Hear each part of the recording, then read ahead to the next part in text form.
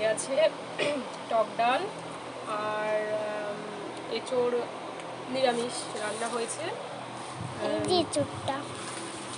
নিরামিষ রান্না হয়েছে আজকে, বেশিরভাগ বাড়িতেই সব নিরামিষ। আজকে চড়ক আমি খেতে বসে পড়লাম। খাচ্ছে আমার মা, একজন তো খেয়ে শুয়ে রয়েছে, আর এই যে আমার ভাত আমি খাবো। মা ডাল দাও তো, আলু আছে, আলু আছে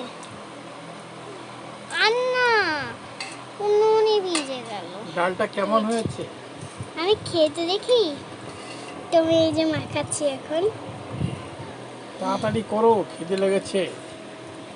উনি তো